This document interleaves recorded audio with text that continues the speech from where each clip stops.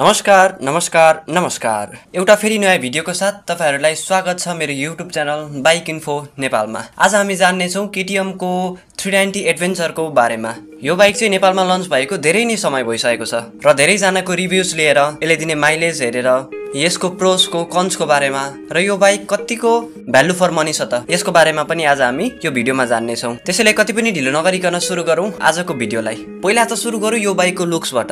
यो बाइकको लुक्स चाहिँ पहिलाको KTM एडभेन्चर 390 भन्दा एकदमै ड्रास्टिकली धेरै नै चेन्जेस भएर आएको छ। यो बाइक चाहिँ अहिले प्रोपर एडभेन्चर बाइक भनेर आएको छ के लुक्सबाटै। पहिलाको KTM एडभेन्चर 390 चाहिँ एडभेन्चर बाइक भए पनि लुक्समा चाहिँ एडभेन्चर बाइक जस्तो देखिँदैन थियो। त्यसमा तपाईले स्पोक व्हीलहरु पनि त्यस्तो पाउनुहुन्न थियो र धेरै फिचरहरु जुन अहिलेको बाइकमा छ त्यो चाहिँ तपाईले पहिलाको बाइकमा पाउनु हुँदैन थियो। तर अहिले अपडेट भएर आएको KTM को एडभेन्चर 390 चाहिँ तपाईले लुक्सबाटै हेर्दै गर्दाखेरि मान्छेले भन्छ कि यो चाहिँ एडभेन्चर बाइक हो भनेर। लुक्समा धेरै नै ड्रास्टिक चेन्ज आएको छ के KTM को एडभेन्चर 390 मा। र मैले अगाडि पनि भने यो बाइक चाहिँ पहिलाको 390 एडभेन्चर को कम्पेरिजनमा टोटली डिफरेन्ट छ के। It's a new engine, new frame र कम्प्लिटली एकदमै युनिक लुक पाउनुहुन्छ तपाईले यसमा। तपाईले यो बाइकमा चाहिँ 398.63 सीसी को LC4C लिक्विड कुल्ड इन्जिन पाउनुहुन्छ जसले 45.3 bhp को पावर 8500 rpm मा जेनेरेट गर्छ र 39 न्युटन मिटर को टर्क 6500 rpm मा जेनेरेट गर्छ।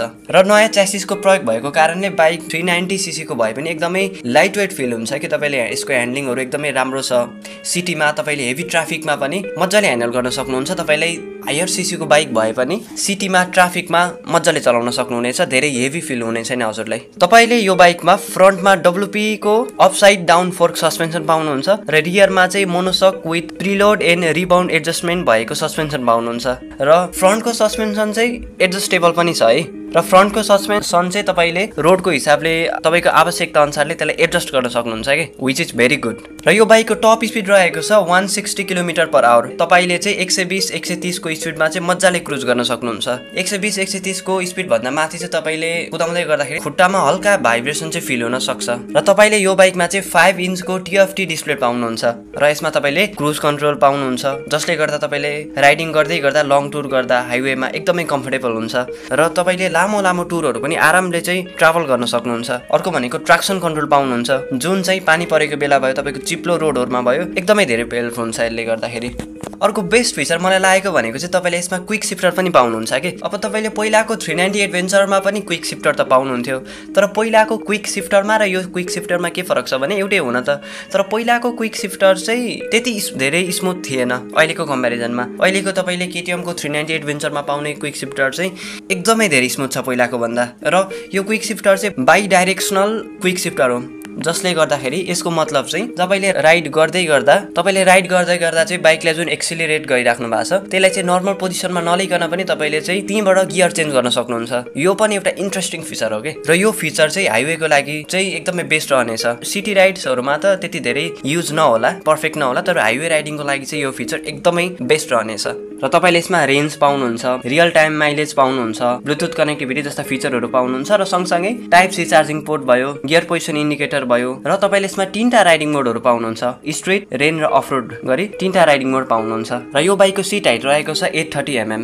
यदि तपाईको हाइट चाहिँ 56 57 छ भने तपाईले कम्फर्टेबली चाहिँ राइडिङ गर्न सक्नुहुन्छ। यो भन्दा कम छ भने पनि केही छैन किनकि राइडिङ गर्नको लागि चाहिँ हाइट भन्दा पनि मोस्टली चाहिँ स्किल म्याटर गर्छ। त्यही पनि तपाईको हाइट 56 57 छ भने चाहिँ तपाईले यो बाइक राम्रोसँग राइड गर्न सक्नुहुन्छ। र यो बाइकमा तपाईले 237 mm को ग्राउन्ड क्लियरेन्स पनि पाउनुहुन्छ जसले गर्दा तपाईले अफरोडहरुमा भयो हैन, अब नेपालको बाटोहरुमा धेरै नै अफरोड छ, त्यस्तो अफरोडहरुमा भयो तपाईले कम्फर्टेबली चाहिँ मज्जाले राइड गर्न सक्नुहुन्छ। र यो बाइकको वेट रहेको छ 182 kg। र अर्को मेजर अपडेट भनेको चाहिँ तपाईले यसमा ट्युबलेस स्पोक व्हील पाउनुहुन्छ जसको चाहिँ फ्रन्टको साइज रहेको छ 21 इन्च र रियरको साइज रहेको छ 17 इन्च। र तपाईले फ्रन्ट र रियरमै डिस्क ब्रेक पाउनुहुन्छ विथ स्विचेबल ABS र सुपर मोटो ABS पनि पाउनुहुन्छ जसले गर्दा तपाईले रियरको ABS अफ गर्नु छ भने पनि अफ गरेर बाइक कुदाउन चाहिँ सक्नुहुन्छ। र अरु फिचरहरु भनेको तपाईले यसमा अपडेटेड फिचर भनेको अल LED हेडलाइट पाउनुहुन्छ, प्रोजेक्टर हेडल्याम्प पाउनुहुन्छ, DRL पाउनुहुन्छ र अर्को मोर इन्ट्रेस्टिङ भनेको चाहिँ one tap hazard warning light पाउनुहुन्छ के। र यो बाइकले तपाईले 27 km/l को माइलेज पनि दिन्छ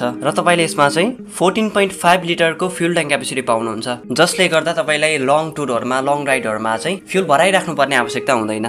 र यो फ्युल ट्याङ्कको जुन डिजाइन छ यसको चाहिँ स्लिम डिजाइन भएको कारणले तपाईलाई साइडलिङहरु गर्न कुनै पनि अप्ठ्यारो हुँदैन, एकदमै सजिलो हुन्छ। यसमा तपाईले अन्डरबेली एक्जस्ट पाउनुहुन्छ र अर्को धेरै नै इन्ट्रेस्टिङ मलाई राम्रो लागेको भनेको चाहिँ जस्तै तपाईको यो बाइक चाहिँ क्रास हुँदै गर्दाखेरि हैन, अब एडभेन्चरहरु गर्दा त बाइकहरु लडिराख्छ, यताउता भइराख्छ नि त। यो हुँदै गर्दाखेरि लागेको स्टिकरहरु, जो बाइकको स्टिकरहरु कोरिने हैन, दागहरु बस्ने त्यस्तो समस्या हुन्थ्यो भने अहिलेको अपडेटेडमा चाहिँ के छ भने यो समस्या आउँदैन के, किनकि त्यो सबै फुल तपाईको कलर भएर आएको छ। त्यो भएर दागहरु त्यस्तो स्क्रैचहरु देखिने त्यो हुँदैन, किनकि यो फुल पेन्ट भएर आएको हुन्छ। केटीएम को यो एडभेन्चर 390 मा चाहिँ धेरै नै पावर छ। तर तपाईलाई यति धेरै पावर चाहिदैन भने तपाईले चाहिँ केटीएम को एडभेन्चर 250 तिर जाँदा हुन्छ, जसमा चाहिँ यसको भन्दा अलि कम पावर पनि छ र बजेटमा पनि अभियसली यो भन्दा अलि कम छ। र लास्टली यदि तपाई चाहिँ एकदमै lightweight, agile, strong engine र परफर्मेन्स भएको र सँगसँगै लो इन टर्क भएको बाइक खोज्नु हुँदैछ, जसले चाहिँ रोडमा र अफरोडमा दुईटै क्यापेबिलिटी भएको बाइक खोज्नु हुँदैछ, राम्रो परफर्म गर्ने बाइक खोज्नु हुँदैछ भने केटीएम को एडभेन्चर 390 चाहिँ हजुरहरुको लागि हो।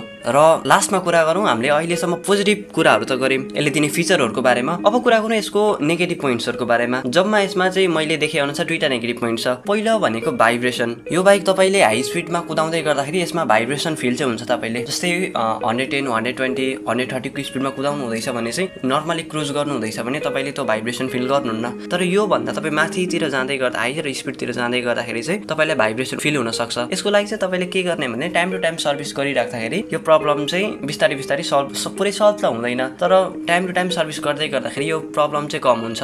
जस्तै तपाईले टेस्ट राइड लिन जाँदै गर्दाखेरि फर्स्टमा धेरै भाइब्रेसन फिल गर्नु भएको होला, तर बिस्तारै सर्भिसिङहरु गर्दै गर्दाखेरि त्यो भाइब्रेसन चाहिँ हजुरले पछि फिल गर्नुहुन्न। र सेकेन्डमा छ ब्रेक प्याड्स। यो केटीएम एडभेन्चर 390 मा चाहिँ नर्मल ब्रेक प्याड्सहरु युज भएको छ, जसले गर्दाखेरि तपाईलाई त्यति धेरै ब्रेकिङमा कन्फिडेन्स चाहिँ दिदैन, प्रब्लम हैन। तर तपाईले यो ब्रेकहरु चेन्ज गर्न सक्नुहुन्छ। केटीएम को एडभेन्चर 390 को एक्सरूम प्राइस छ नेपालमा 10,74,900। यो बाइकको सब्स्टिट्युटमा कुन बाइक छ भन्ने गर्दाखेरि चाहिँ हिमालयन 450 पनि छ। त्यसको प्राइस पनि लगभग केटीएम को एडभेन्चर 390 सँगै मिल्न जान्छ। र तपाईले अलिकति बजेट थप्नु भयो भने, बजेटलाई चाहिँ अलिकति स्ट्रेच गर्नु भयो भने चाहिँ तपाईले सिएफ मोटोको 450 MD पनि लिन सक्नुहुन्छ आफ्नो प्रिफरेन्स अनुसार। हस् त, आजको भिडियो यति नै। यदि तपाईले यो भिडियो मन पर्यो भने र यदि यस च्यानलमा नयाँ हुनुहुन्छ र अहिलेसम्म सब्स्क्राइब गर्नु भएको छैन भने यस्तै धेरै धेरै इन्ट्रेस्टिङ भिडियोहरुको लागि सब्स्क्राइब गर्न नबिर्सिनु होला।